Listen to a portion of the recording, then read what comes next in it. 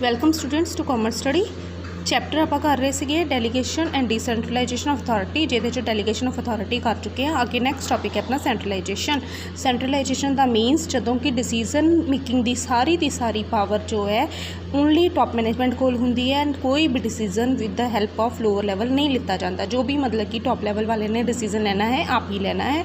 ਹੁਣ ਦੇਖੋ ਸੈਂਟਰਲਾਈਜੇਸ਼ਨ ਹੁੰਦਾ ਕੀ ਹੈ। ਸੈਂਟਰਲਾਈਜੇਸ਼ਨ ਜੋ ਇੱਕ ਸਿਸਟਮੈਟਿਕ ਜਿਹੜੀ ਹੈਗਾ ਤਰੀਕਾ ਹੈਗਾ ਜਿਹਦੇ ਵਿੱਚ ਅਥਾਰਟੀ ਜੋ ਹੈ ਸਿਰਫ ਇੱਕੋ ਪੁਆਇੰਟ ਕੋਲ ਹੁੰਦੀ ਹੈ ਆਰਗੇਨਾਈਜੇਸ਼ਨ ਦੇ ਵਿੱਚ।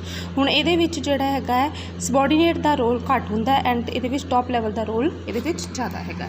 ਐਂਡ ਅੱਗੇ ਨੈਕਸਟ ਹੈਗਾ ਇਹਦੇ ਵਿੱਚ ਫੀਚਰ ਆਫ ਸੈਂਟਰਲਾਈਜੇਸ਼ਨ। ਹੁਣ ਸੈਂਟਰਲਾਈਜੇਸ਼ਨ ਦੇ ਫੀਚਰ, ਹੁਣ ਸੈਂਟਰਲਾਈਜੇਸ਼ਨ ਦੇ ਫੀਚਰ ਕੀ ਹੈ ਕਿ ਟॉप ਮੈਨੇਜਮੈਂਟ ਕੋਲ ਸਾਰੀ ਅਥਾਰਟੀ ਹੈ, ਉਹਨਾਂ ਨੇ ਹੀ ਸਾਰੇ ਡਿਸੀਜ਼ਨ ਕਰਨੇ ਹੈ। ਜਿੱਦਾਂ ਪਲਾਨਿੰਗ ਕਰਨੀ, ਆਰਗੇਨਾਈਜੇਸ਼ਨ ਕਰਨੀ ਹੈ, ਜੋ ਵੀ ਕੰਮ ਕਰਨੇ ਹੈ ਸਾਰੇ ਦੇ ਸਾਰੇ ਟॉप ਮੈਨੇਜਮੈਂਟ ਨੇ ਕਰਨੇ ਹੈ। ਕੋਈ ਵੀ ਕੰਮ ਜੋ ਹੈ ਇਹਦੇ ਵਿੱਚ ਜਿਹੜੇ ਹੈਗੇ ਬਾਕੀ ਲੋਅਰ ਲੈਵਲ ਵਾਲੇ ਨੇ ਕੋਈ ਵੀ ਸੁਜੈਸ਼ਨ ਨਹੀਂ ਦੇਣੀ, ਕੋਈ ਵੀ ਉਹਨਾਂ ਨੇ ਸਪੋਰਟ ਨਹੀਂ ਕਰਨੀ। ਓਨਲੀ ਟॉप ਲੈਵਲ ਵਾਲਿਆਂ ਦੇ ਹੱਥ ਸਾਰੀ ਅਥਾਰਟੀ ਹੈ, ਉਹਨਾਂ ਨੇ ਹੀ ਸਾਰੇ ਡਿਸੀਜ਼ਨ ਮੇਕ ਕਰਨੇ ਹੈ। ਐਂਡ ਮਿਡਲ ਲੈਵਲ ਵਾਲਿਆਂ ਨੇ ਜਿਹੜਾ ਹੈਗਾ ਜੋ ਟॉप ਲੈਵਲ ਵਾਲੇ ਨੇ ਅਥਾਰਟੀ ਬਣਾਤੀ ਹੈ, ਡਿਸੀਜ਼ਨ ਬਣਾਤੇ ਹੈ, ਉਹ ਜਿਹੜੇ ਹੈਗੇ ਉਹਨਾਂ ਨੇ ਅਪਰੂਵ ਕਰਨੇ ਹੈਗੇ ਹੈ। ਅੱਗੇ ਜਿਹੜੇ ਹੈਗਾ ਕਿ ਇਹਦੇ ਵਿੱਚ ਜਿਹੜੀ ਟॉप ਲੈਵਲ ਵਾਲਿਆਂ ਨੇ ਜਿਹੜੀ ਹੈਗੀ ਹੈ ਕਿ ਆਪਣੇ ਆਰਡਰ ਕਰਨ ਵਾਸਤੇ ਕੋਈ ਵੀ ਅਪਰੂਵਲ ਜੋ ਹੈ ਨਹੀਂ ਲੈਣੀ, ਨਹੀਂ ਲੋਅਰ ਲੈਵਲ 'ਤੇ ਉਹ ਆਪਣੇ ਆਪ ਹੀ ਜੋ ਉਹਨਾਂ ਨੇ ਡਿਸੀਜ਼ਨ ਮੇਕ ਕਰ ਦੇਣੇ ਹੈ। ਟॉप ਮੈਨੇਜਮੈਂਟ ਜੋ ਹੈ ਆਪਣੀ ਮਰਜ਼ੀ ਦੇ ਨਾਲ ਜੇ ਚਾਹੇ ਤਾਂ ਡੈਲੀਗੇਟ ਕਰ ਸਕਦੀ ਹੈ, ਉਹ ਵੀ ਅਰਜੈਂਟ ਕੇਸਿਸ 'ਤੇ ਕਰਦੀ ਹੈ। ਅਦਰਵਾਈਜ਼ ਜੋ ਹੈ ਉਹ ਆਪਣੀ ਜਿਹੜੀ ਅਥਾਰਟੀ ਡੈਲੀਗੇਟ ਨਹੀਂ ਕਰਦੀ। ਹੁਣ ਮਤਲਬ ਕਿ ਇਹਦਾ ਮਤਲਬ ਕਿ ਇਨ ਸ਼ਾਰਟ ਸੈਂਟਰਲਾਈਜੇਸ਼ਨ ਮੀਨ ਕੀ ਹੁੰਦਾ ਹੈ ਕਿ ਜਿਹੜੀ ਅਥਾਰਟੀ ਜੋ ਹੁੰਦੀ ਹੈ ਕੰਸਨਟਰੇਟਡ ਔਨ ਵਨ ਹੈਂਡ, ਇੱਕੋ ਹੈਂਡ ਦੇ ਵਿੱਚ ਜਿਹੜੀ ਹੈਗੀ ਹੈ ਇਹ ਕੰਸਨਟਰੇਟਡ ਰਹਿੰਦੀ ਹੈਗੀ ਹੈ। ਹੁਣ ਐਡਵਾਂਟੇਜ ਕੀ ਸੈਂਟਰਲਾਈਜੇਸ਼ਨ ਦੀ? ਫੈਸਿਲਿਟੇਟ ਇੰਟੀਗ੍ਰੇਸ਼ਨ, ਕਿ ਅਗਰ ਅਸੀਂ ਕਿਸੇ ਦੇ ਨਾਲ ਇੰਟੀਗ੍ਰੇਟ ਕਰਨਾ ਹੈਗਾ ਕੋਈ ਕੰਮ, ਕੋਈ ਐਕਟੀਵਿਟੀਜ਼, ਅਤੇ ਉਹ ਜੋ ਹੈ ਈਜ਼ੀ ਹੈਗੀ ਹੈ। ਇਹਦੇ ਨਾਲ ਜੋ ਹੈਗਾ ਕੰਮ ਜੋ ਹੈ ਵਧੀਆ ਤਰੀਕੇ ਦੇ ਨਾਲ ਹੋ ਸਕਦਾ ਹੈ। ਯੂਨੀਫਾਰਮਿਟੀ ਆਫ ਦਾ ਐਕਸ਼ਨ, ਜਦੋਂ ਮਤਲਬ ਕਿ ਡਿਸੀਜ਼ਨ ਜਦੋਂ ਮਤਲਬ ਕਿ ਇੱਕੋ ਹੈਂਡ ਦੇ ਵਿੱਚ ਹੋਏਗਾ, ਜਿਹਦੇ ਨਾਲ ਕੀ ਹੋਏਗਾ ਕਿ ਮਤਲਬ ਕਿ ਜਿਹੜੇ ਕੰਮ ਜੋ ਹੈ ਸੇਮ ਤਰੀਕੇ ਦੇ ਹੋਊਗੇ, ਠੀਕ ਹੈ। ਉਹਦੇ ਵਿੱਚ ਕੋਈ ਵੀ ਚੇਂਜਸ ਕੰਮ ਵਰਕ ਦੇ ਵਿੱਚ ਕੋਈ ਵੀ ਚੇਂਜਸ ਜੋ ਹੈ ਨਹੀਂ ਹੋਗੇ, ਸਾਰਿਆਂ ਨੇ ਸੇਮ ਤਰੀਕੇ ਦੇ ਜੋ ਕੰਮ ਕਰਨੇ। ਫੈਸਿਲਿਟੇਟ ਪਰਸਨਲ ਲੀਡਰਸ਼ਿਪ, ਹੁਣ ਇਹਦੇ ਨਾਲ ਕੀ ਹੈਗਾ, ਇਹਦੇ ਨਾਲ ਜਿਹੜੀ ਸਮੋਲ ਯੂਨਿਟਸ ਹੈ ਉਹਨਾਂ ਨੂੰ ਸਕਸੈਸ ਮਿਲਦੀ ਹੈਗੀ ਹੈ, ਕਿਉਂਕਿ ਇੱਕੋ ਪਰਸਨ ਹੈ ਜਿਹਦੇ ਹੱਥ ਵਿੱਚ ਲੀਡਰਸ਼ਿਪ ਰਹਿੰਦੀ ਹੈ, ਉਹ ਆਰਗੇਨਾਈਜੇਸ਼ਨ ਦੇ ਗੋਲਸ ਪੂਰੇ ਕਰਨ ਦੀ ਕੋਸ਼ਿਸ਼ ਕਰਦਾ ਹੈ। ਮੀਟਿੰਗ ਐਮਰਜੈਂਸੀ, ਹੁਣ ਇਹਦੇ ਵਿੱਚ ਕੀ ਹੈ ਕਿ ਅਗਰ ਕੋਈ ਐਮਰਜੈਂਸੀ ਵਿੱਚ ਡਿਸੀਜ਼ਨ ਲੈਣਾ ਹੈ, ਕੋਈ ਮੀਟਿੰਗ ਕਰਨੀ ਹੈ, ਤਾਂ ਉਹ ਵੀ ਇਹਦੇ ਵਿੱਚ ਪੋਸੀਬਲ ਹੈਗੀ ਹੈ। ਸੈਂਟਰਲਾਈਜੇਸ਼ਨ, ਜਿਹੜੀ ਸੈਂਟਰਲਾਈਜੇਸ਼ਨ ਹੈ ਸੇਮ ਰਹਿੰਦੀ ਹੈ ਹਰ ਕੇਸ ਵਿੱਚ।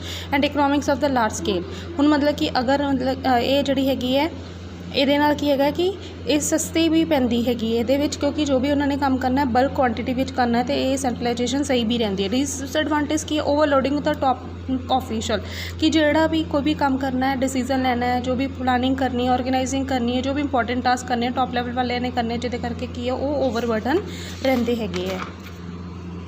ਅੱਗੇ ਇਹਦੇ ਵਿੱਚ ਕੀ ਹੈਗਾ ਕਿਲ ਇਨੀਸ਼ੀਏਟਿਵ, ਮਤਲਬ ਕਿ ਜਿਹੜੇ ਸਬੋਰਡੀਨੇਟਸ ਹੈ ਲੋਅਰ ਲੈਵਲ ਵਾਲਿਆਂ ਤੋਂ ਹੈ, ਉਹਨਾਂ ਤੋਂ ਨਾ ਕੋਈ ਸੁਜੈਸ਼ਨ ਲਿੱਤੀ ਜਾਣੀ ਹੈ, ਨਾ ਉਹਨਾਂ ਦੇ ਨਾਲ ਕੋਈ ਡਿਸਕਸ਼ਨ ਹੋਣੀ ਹੈ। ਜੋ ਵੀ ਕੰਮ ਕਰਨਾ ਹੈ ਟॉप ਲੈਵਲ ਵਾਲਿਆਂ ਨੇ ਆਪਣੇ ਆਪ ਹੀ ਕਰ ਦੇਣਾ, ਜਿਹਦੇ ਕਰਕੇ ਜਿਹੜੇ ਹੈਗੇ ਲੋਅਰ ਲੈਵਲ ਵਾਲੇ ਹੈਗੇ ਉਹਨਾਂ ਦੇ ਇਨੀਸ਼ੀਏਟਿਵ ਜਿਹੜਾ ਹੈਗਾ ਉਹ ਖਤਮ ਹੋ ਜਾਂਦਾ। Slow of the operation, centralisation ਦੇ ਵਿੱਚ ਜੋ ਵੀ ਡਿਸੀਜ਼ਨ ਲੈਣੇ ਓਨਲੀ ਟॉप ਲੈਵਲ ਵਾਲੇ ਲੈਣੇ ਹੈ, ਸਬੋਰਡੀਨੇਟਸ ਨਹੀਂ ਲਓਗੇ। ਇਸ ਕਰਕੇ ਇਹਦੇ ਵਿੱਚ ਕੀ ਹੈ ਟਾਈਮ ਪ੍ਰੋਸੈਸ ਕਾਫੀ ਲੌਂਗ ਲੱਗਦਾ ਹੈ, ਕਿਉਂਕਿ ਜਦ ਤੱਕ ਟॉप ਲੈਵਲ ਵਾਲੇ ਡਿਸੀਜ਼ਨ ਨਹੀਂ ਦਊਗੇ ਕਿ ਇਹ ਕੰਮ ਕਰਨਾ, ਤਦ ਤੱਕ ਜਿਹੜੇ ਹੈਗੇ ਬਾਕੀ ਜਿਹੜੇ ਕੰਮ ਜੋ ਹੈ ਨਹੀਂ ਕਰ ਸਕਦੇ। ਨੋ ਸਕੋਪ ਆਫ ਸਪੈਸ਼ਲਾਈਜੇਸ਼ਨ, ਹੁਣ ਇਹਦੇ ਵਿੱਚ ਕੋਈ ਵੀ ਡਿਵੀਜ਼ਨ ਆਫ ਦਾ ਵਰਕ ਜਿਹੜੀ ਨਹੀਂ ਹੁੰਦੀ, ਸਾਰੇ ਕੰਮ ਸਾਰਿਆਂ ਨੇ ਕਰਨੇ ਹੁੰਦੇ, ਜਿਹਦੇ ਕਰਕੇ ਇਹਦੇ ਵਿੱਚ ਸਪੈਸ਼ਲਾਈਜੇਸ਼ਨ ਨਹੀਂ ਹੁੰਦੀ। ਨੋ ਮੋਟੀਵੇਸ਼ਨ, ਹੁਣ ਇਹਦੇ ਵਿੱਚ ਸਬੋਰਡੀਨੇਟਸ ਦੇ ਟੈਲੈਂਟ ਨੂੰ ਵੀ ਕੋਈ ਮੋਟੀਵੇਸ਼ਨ ਨਹੀਂ ਮਿਲਦੀ, ਕਿਉਂਕਿ ਉਹਦੇ ਨਾਲ ਕੋਈ ਡਿਸਕਸ਼ਨ ਨਹੀਂ ਕਰਨੀ, ਕੋਈ ਗੱਲਬਾਤ ਨਹੀਂ ਕਰਨੀ, ਜੋ ਵੀ ਕੰਮ ਕਰਨਾ ਆਪ ਹੀ ਕਰਨਾ, ਜਿਹਦੇ ਕਰਕੇ ਉਹਨਾਂ ਨੂੰ ਕੋਈ ਮੋਟੀਵੇਸ਼ਨ ਵੀ ਨਹੀਂ ਮਿਲਦੀ। ਮਤਲਬ ਕਿ ਇਹ ਹੋ ਗਿਆ ਆਪਣਾ ਸੈਂਟਰਲਾਈਜੇਸ਼ਨ, ਕਿ ਜਦੋਂ ਅਥਾਰਟੀ ਓਨਲੀ ਇਨ ਦਾ ਵਨ ਹੈਂਡ ਰਹਿੰਦੀ ਹੈ। ਹੁਣ ਅੱਗੇ ਨੈਕਸਟ ਟੌਪਿਕ ਹੈਗਾ ਆਪਣਾ ਡੀਸੈਂਟਰਲਾਈਜੇਸ਼ਨ। ਡੀਸੈਂਟਰਲਾਈਜੇਸ਼ਨ ਮੀਨਸ ਜਦੋਂ ਮਤਲਬ ਕਿ ਅਥਾਰਟੀ ਜਿਹੜੀ ਹੈਗੀ ਹੈ ਉਹ ਅੱਗੇ ਪਾਸ ਔਨ ਕੀਤੀ ਜਾਂਦੀ ਹੈ। ਐਂਡ ਦਿਸ ਡੀਸੈਂਟਰਲਾਈਜੇਸ਼ਨ ਜੋ ਹੈ ਇਹ ਲਾਰਜ ਆਰਗੇਨਾਈਜੇਸ਼ਨ ਵਾਸਤੇ ਸੁਟੇਬਲ ਹੈ, ਐਂਡ ਸੈਂਟਰਲਾਈਜੇਸ਼ਨ ਜੋ ਹੈ ਉਹ ਸਮਾਲ ਆਰਗੇਨਾਈਜੇਸ਼ਨ ਵਾਸਤੇ ਸੁਟੇਬਲ। ਹੁਣ ਇਹਦੇ ਵਿੱਚ ਟਾਸਕ, ਅਥਾਰਟੀ, ਰਿਸਪੌਂਸਿਬਿਲਿਟੀ ਜਿਹੜੀ ਹੈ ਸਿਸਟਮੈਟਿਕ ਵੇ ਦੇ ਨਾਲ ਅੱਗੇ ਜਿਹੜੀ ਹੈਗੀ ਟ੍ਰਾਂਸਫਰ ਕੀਤੀ ਜਾਂਦੀ ਹੈਗੀ ਹੈ ਲੋਅਰ ਲੈਵਲ ਵਿੱਚ। ਹੁਣ ਇਹਦੇ ਵਿੱਚ ਡੀਸੈਂਟਰਲਾਈਜੇਸ਼ਨ ਦੇ ਵਿੱਚ ਡਿਪਾਰਟਮੈਂਟਸ ਬਣਾਏ ਜਾਂਦੇ ਹੈ, ਡਿਪਾਰਟਮੈਂਟ ਦੇ ਅਕੋਰਡਿੰਗ ਕੰਮ ਜੋ ਹੈ ਪਰਫੋਰਮ ਹੁੰਦਾ ਹੈ। ਹੁਣ ਇਹਦੇ ਵਿੱਚ ਡਿਪਾਰਟਮੈਂਟ ਹੈੱਡ ਦੇ ਕੋਲ ਰਾਈਟ ਹੁੰਦਾ ਹੈ ਕਿ ਉਹ ਕੋਈ ਵੀ ਫੈਸਲੇ ਜੋ ਹੈ ਲੈ ਸਕਦਾ ਹੈ, ਜਿੱਦਾਂ ਕਿਸੇ ਦੀ ਵਰਕਰ ਦੀ ਸੈਲਰੀ ਇਨਕਰੀਜ਼ ਕਰਨੀ ਹੈ, ਕਿਸੇ ਨੂੰ ਪ੍ਰਮੋਸ਼ਨ ਦੇਣੀ ਹੈ, ਕੋਈ ਵੀ ਇਸ ਤਰੀਕੇ ਦਾ ਕੰਮ ਕਰਨਾ ਹੈ ਤਾਂ ਡਿਪਾਰਟਮੈਂਟ ਦਾ ਹੈੱਡ ਕੰਮ ਕਰ ਸਕਦਾ ਹੈ। ਹੁਣ ਮਤਲਬ ਕਿ ਡੀਸੈਂਟਰਲਾਈਜੇਸ਼ਨ ਵਿੱਚ ਕੀ ਹੈ ਕਿ ਟॉप ਲੈਵਲ ਜੋ ਹੈ ਡਿਫਰੈਂਟ ਡਿਪਾਰਟਮੈਂਟ ਬਣਾ ਦਿੰਦਾ ਹੈ, ਐਂਡ ਉਹ ਡਿਫਰੈਂਟ ਡਿਪਾਰਟਮੈਂਟ ਵਾਲੇ ਹੈੱਡ ਹੀ ਆਪਣੇ ਅਕੋਰਡਿੰਗ ਜਿਹੜੇ ਹੈ ਵਰਕਆਊਟ ਕਰ ਸਕਦੇ ਹੈ।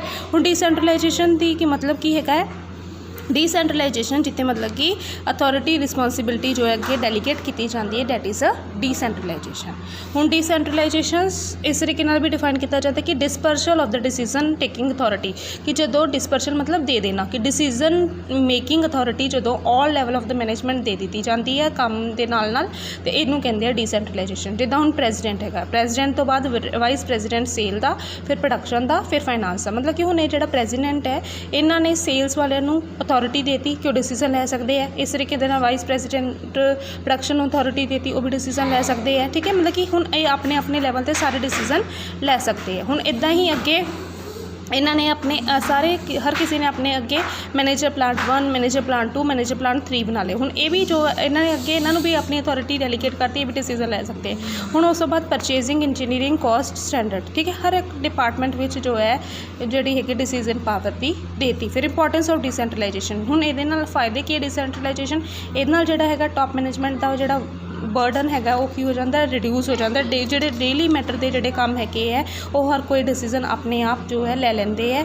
कोई इंपॉर्टेंट इशू होवे तो प्रेजिडेंट नाल गल होंदी है, अदरवाइज जोड़े जरूरी डिसीजन होंदे है वही प्रेजिडेंट को जाते, जोड़े डेली बेसिस से होंगे होर कोई अपने लैवल पर डिसीजन लैके जोड़े है अपने इशू सॉल्व कर लेंदे है एंड काम जो है सही तरीके दे नाल स्मूथली चलता रहता है।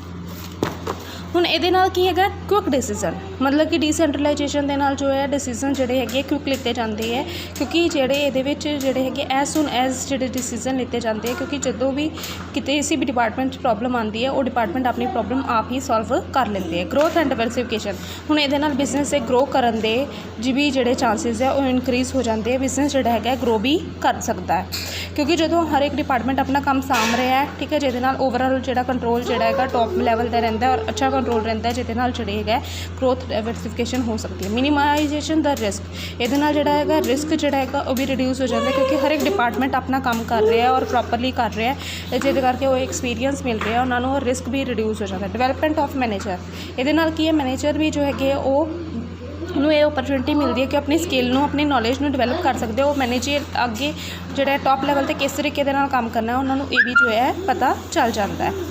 अगे की इनिशिएटिव एंड डायनेमिक्स, हुण मतलब कि है डिसेंट्रलाइजेशन फ्लैक्सीबल भी है, इनिशिएटिव भी है, कि मतलब कि इनिशिएटिव किस तरीके नाल है, डायनेमिक है कि एज पर सिचुएशन जो काम किया जाता है, एंड इनिशिएटिव इस तरीके नाल है कि जोड़े भी अपने वर्कर है उन्होंने तो सजेशन ली जाती है, उन्होंने तो सजेशन लेके काम की जाती है, जिहदे करके कि उन्होंने इनिशिएटिव भी मिलता है। मोटिवेट द मैनेजर, हुण इहदे नाल डिसेंट्रलाइजेशन के नाल जोड़े मैनेजर है मोटिवेट होते हैं, क्योंकि वो डिसीजन मेकिंग प्रोसैस के विच पार्टिसिपेट कर रहे हो, जिहदे करके की है कि वो हार्ड वर्क करूँगे, क्योंकि उन्होंने मोटिवेशन भी दी जाती है, उन्होंने फाइनैशियल मोटिवेशन या कोई ऑनर मोटिवेशन किसी ना किसी तरीके की उन्होंने मोटिवेशन भी दी जाती है। बैटर कोऑर्डिनेशन, हुण इहदे नाल की है डिसेंट्रलाइजेशन के नाल जोड़ी हैगी कोऑर्डिनेशन भी जी हैगी अच्छी जी हैगी हुंदी है, क्योंकि ये की है कि सारे डिपार्टमेंट मिलजुल के जोड़ा वधिया जोड़ा रिजल्ट देंदे हैगे।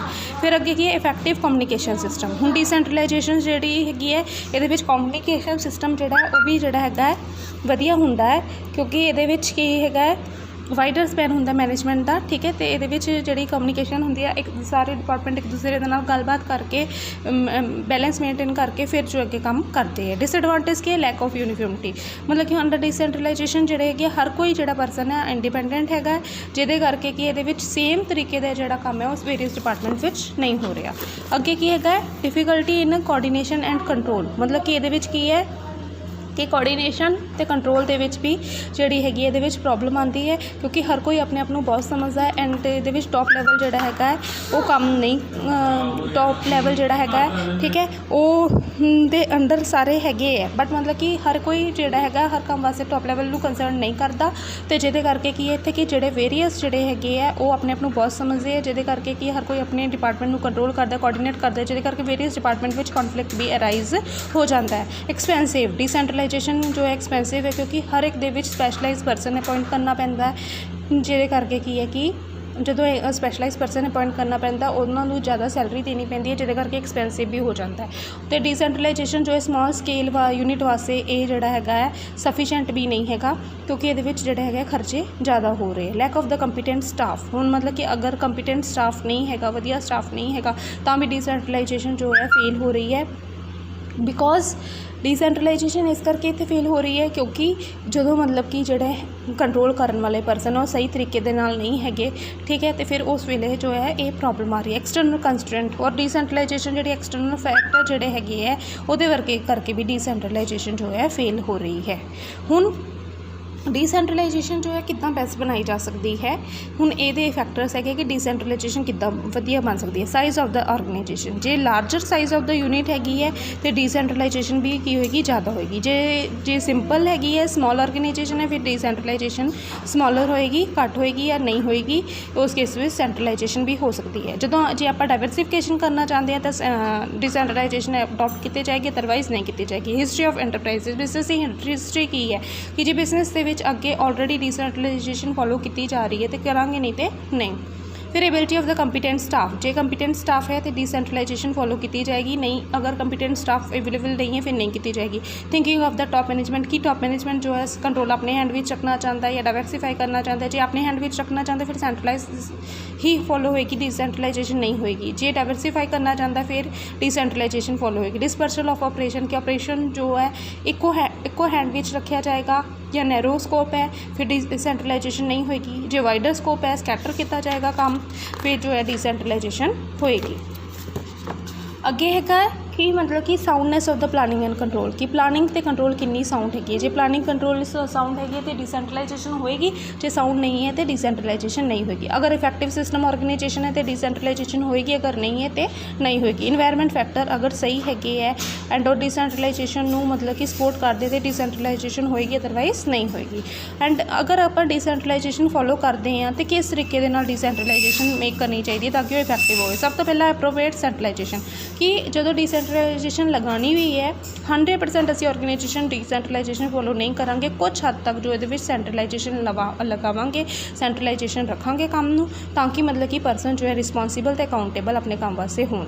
ਐਂਡ ਡਿਵੈਲਪਿੰਗ ਦਾ ਮੈਨੇਜਰ, ਟਾਈਮ ਟੂ ਟਾਈਮ ਆਪਾਂ ਮੈਨੇਜਰ ਨੂੰ ਟ੍ਰੇਨਿੰਗ ਦੇਵਾਂਗੇ, ਉਹਨੂੰ ਦੱਸਾਂਗੇ ਉਹਨਾਂ ਨੇ ਕੀ ਕਰਨਾ ਹੈ, ਠੀਕ ਹੈ, ਫਿਰ ਜੋ ਹੈ ਆਪਣੀ ਡੀਸੈਂਟਰਲਾਈਜੇਸ਼ਨ ਇਫੈਕਟਿਵ ਹੋਏਗੀ। ਬਿਕੋਜ਼ ਮੈਨੇਜਰ ਜੋ ਡਿਵੈਲਪਡ ਹੋਏਗਾ, ਟ੍ਰੇਨਡ ਹੋਏਗਾ, ਤਾਂ ਹੀ ਜੋ ਹੈ ਅੱਗੇ ਉਹ ਕੰਟਰੋਲ ਕਰ ਸਕਦਾ ਹੈ। And in the organisation better communication and coordination ਕਰਨੀ ਪਏਗੀ, ਕਿਉਂਕਿ ਅਗਰ ਆਰਗੇਨਾਈਜੇਸ਼ਨ ਦੇ ਵਿੱਚ ਬੈਟਰ ਕੋਆਰਡੀਨੇਸ਼ਨ ਹੈ, ਕਮਿਊਨੀਕੇਸ਼ਨ ਹੈ, ਤਾਂ ਹੀ ਜੋ ਹੈ ਡੀਸੈਂਟਰਲਾਈਜੇਸ਼ਨ ਸਕਸੈਸਫੁਲ ਹੋ ਸਕਦੀ ਹੈ, ਅਦਰਵਾਈਜ਼ ਨਹੀਂ ਹੋ ਸਕਦੀ।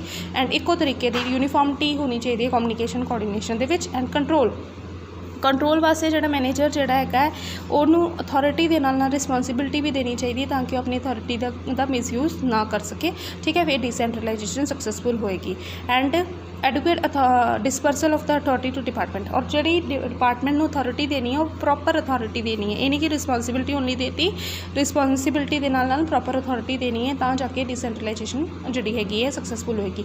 ਯਾਨੀ ਕਿ ਅਗਰ ਅਸੀਂ ਡੀਸੈਂਟਰਲਾਈਜੇਸ਼ਨ ਨੂੰ ਸਕਸੈਸਫੁਲ ਬਣਾਉਣਾ ਚਾਹੁੰਦੇ ਹਾਂ, ਪ੍ਰੋਪਰ ਸੈਂਟਰਲਾਈਜੇਸ਼ਨ ਵੀ ਹੋਣੀ ਚਾਹੀਦੀ ਉਹਦੇ ਨਾਲ ਫਿਰ ਮੈਨੇਜਰ ਨੂੰ ਟ੍ਰੇਨਿੰਗ ਦੇਣੀ ਚਾਹੀਦੀ ਹੈ, ਕਮਿਊਨੀਕੇਸ਼ਨ ਪ੍ਰੋਪਰ ਹੋਣੀ ਚਾਹੀਦੀ ਹੈ, ਕੰਟਰੋਲ ਹੋਣਾ ਚਾਹੀਦਾ ਹੈ, ਔਰ ਡਿਸਪਰਸਲ ਆਫ ਅਥੋਰਿਟੀ ਟੂ ਡਿਪਾਰਟਮੈਂਟ ਹੋਣਾ ਚਾਹੀਦਾ, ਫਿਰ ਜਾ ਕੇ ਕਿਤੇ ਡੀਸੈਂਟਰਲਾਈਜੇਸ਼ਨ ਸਾਡੀ ਸਕਸੈਸਫੁਲ ਹੋਏਗੀ, ਅਦਰਵਾਈਜ਼ ਸਕਸੈਸਫੁਲ ਨਹੀਂ ਹੋ ਸਕਦੀ। Thank you student for watching this video.